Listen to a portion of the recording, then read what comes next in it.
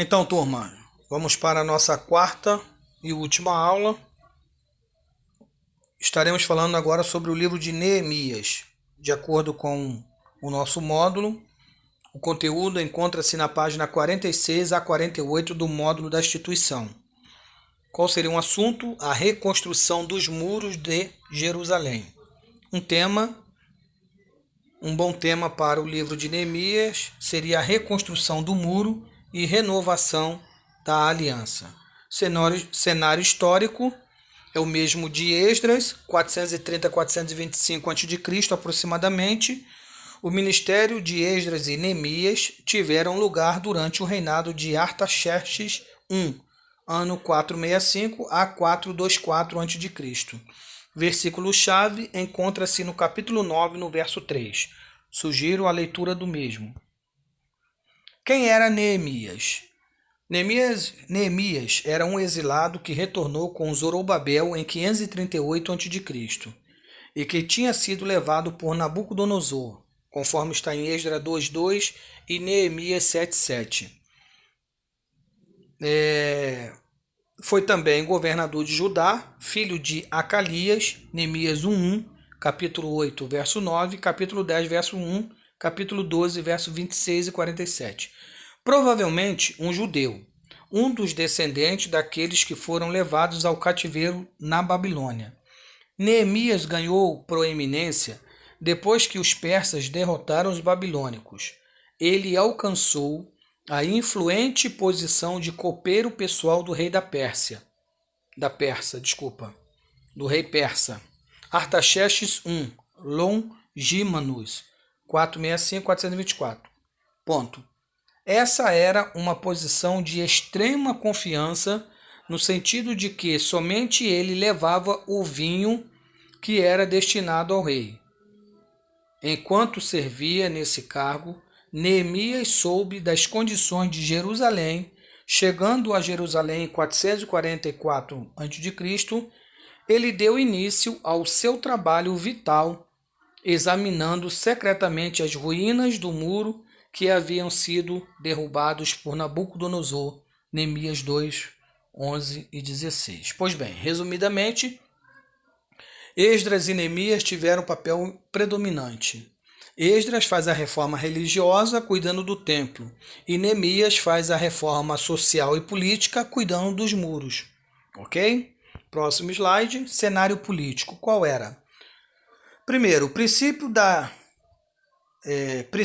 era do Império Persa, com seu grande número de novas manobras políticas que afetaram Israel e o mundo. Segundo, nova prática persa da volta do exílio, não somente libertavam-nos, como também com frequência subsidiavam a volta para ajudá-los a se fixar e reconstituir o sistema religioso.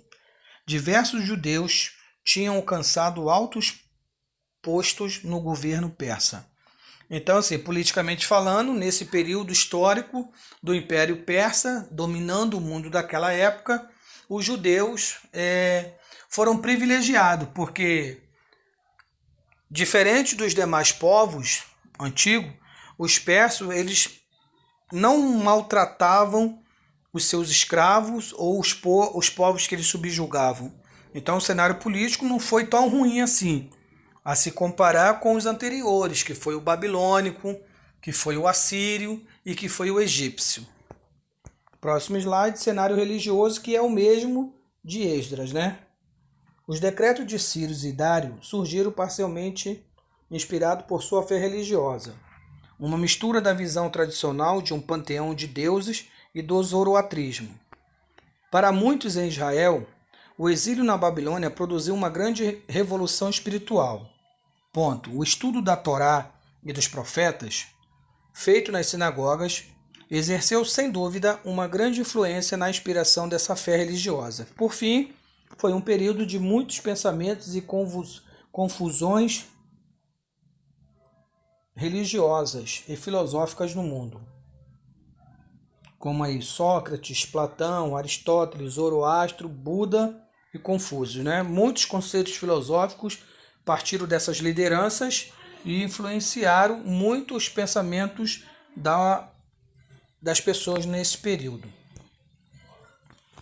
Objetivo unificado de Esdras e Neemias, né? Como eu já disse anteriormente no livro de Esdras, é o mesmo objetivo, até porque já fomos informados que os dois livros, Esdras e Neemias, era considerado apenas um único livro dentro do contexto do cânon hebraico.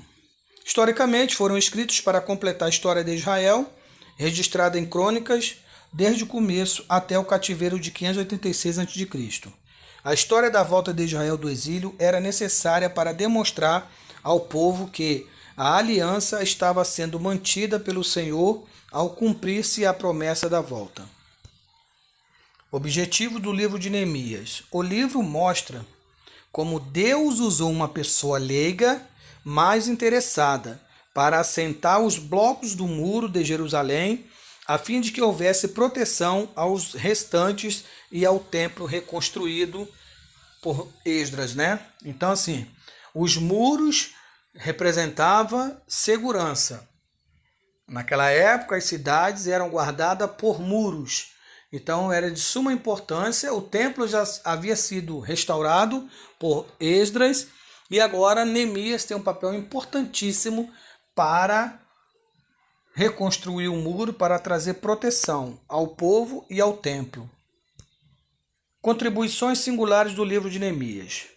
Quais fatos importantes relatados no livro? O retorno dos judeus exilados à sua pátria, a reconstrução do templo e a reforma religiosa. Destaca-se também a anulação em massa dos casamentos ilícitos, capítulo 10. Sugiro fazerem suas devidas leituras. Características especiais do livro. Abrange um período de aproximadamente 100 anos, de 538 a 433 a.C., considerando que Esdras e Neemias, um só livro na Bíblia hebraica. Convém ressaltar que há um intervalo de quase 6 décadas entre o capítulo 6 e 7. Foi nesse espaço de tempo que Esté se tornou rainha na Pérsia. Aí eu falo um pouco de contribuições singulares, para você ter uma noção. As deportações para a Babilônia. Houve 3 incursões de Nabucodonosor em Jerusalém, né? A primeira incursão foi no ano 605, quando ele levou a nobreza e Daniel. A segunda incursão, que nós vamos encontrar aí 8 anos depois, no ano 597, Nabucodonosor levou 11.000 exilados para a Babilônia e juntamente Ezequiel. E no ano 586, que ele entra em Jerusalém, e nesta ele deixou em Jerusalém os pobres, os renegados e Jeremias. Porque nós entendemos que dentro do contexto histórico, Jeremias não vai para o cativeiro babilônico. Ele vai para o Egito, fica lá por alguns anos, mas ele não fez parte dos cativos na Babilônia. Da mesma forma em que houve 3 deportações para a Babilônia, também houve 3 repatriações agora no período de Esdras e Neemias. Agora é o Império Medo-Persa. Então eles não voltaram de uma única vez. No ano 538, 50.000 voltaram sob a liderança de Zorobabel. No ano 457, 17.000 voltaram sob a liderança de Esdras. E no ano 444, o restante voltou sobre a liderança de Neemias. Então, observamos que foram etapas tanto para deportação como para repatriação. Características especiais do livro. A expedição de Neemias, cerca do ano 444 a.C., foi a terceira, às expensas do governo persa, ou seja, às custas, né? Foi bancada pelo governo persa. E com escolta armada. Neemias era homem de muita oração. Capítulo 1, verso 4, capítulo 2, verso 4, capítulo 4, 49, capítulo 6, verso 9 e 14. Note que antes de fazer o pedido ao rei, ele passou 4 meses em oração. Então aprendemos aqui uma grande lição com este homem, né? Foi um grande líder, né? Muitos cursos de liderança é citado Neemias como um grande líder do Antigo Testamento. E aqui ele destaca a oração. Tudo que nós formos fazer para Deus, devemos sempre fazer debaixo de oração. Quais são os ensinamentos notáveis no livro? A nação escolhida foi reestabelecida pelo mandato de reis pagãos e pelo exemplo de homens de fé e coragem. Deus cumpre os seus propósitos. Apareceu oposição. Ela surge às vezes como um gigante amedrontador, às vezes como uma raposa astuciosa. Neemias foi testado por transigência, ridículo e por ameaças de assassínio. No capítulo 3, é um comentário da natureza humana. Entre os trabalhadores no muro, alguns trabalhavam, verso 20. Outros fizeram tarefas extras, verso 4 e 21. E outros não ajudaram em nada, verso 5. Uns poucos realizaram trabalhos notáveis, verso 13. Construir não era o único problema. Os maus costumes que havia no meio do povo eram igualmente sérios. Neemias coibiu esses terríveis erros devido à sua própria abnegação. Capítulo 5. Quando o muro foi terminado, o assunto a ser tratado era o aprofundamento da vida espiritual. Ponto. A lei de Deus foi lida em uma reunião pública. Capítulo 8, verso 8. Depois seguiu-se a confissão com a expressão de confiança em Deus e louvor. Neemias corrigiu abusos de casamentos pecaminosos e violação do sábado, capítulo 13.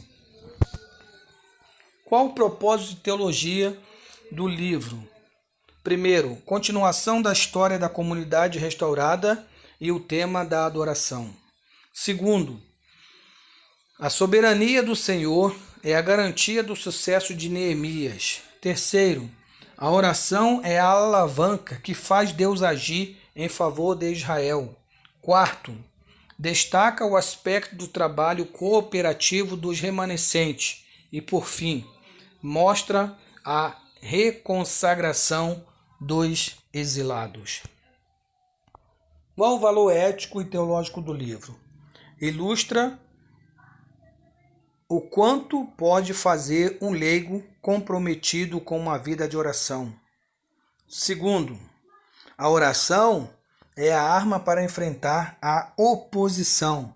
Terceiro, o relatório do livro sobre a administração da sociedade. E, por fim, encontramos aí o resumo do livro. Capítulo 1 ao 2, Neemias retorna da Pérsia.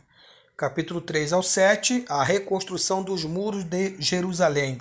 Capítulo 8 ao 10, a lei e a aliança de Deus. Capítulo 11 ao 13, a dedicação dos muros da cidade.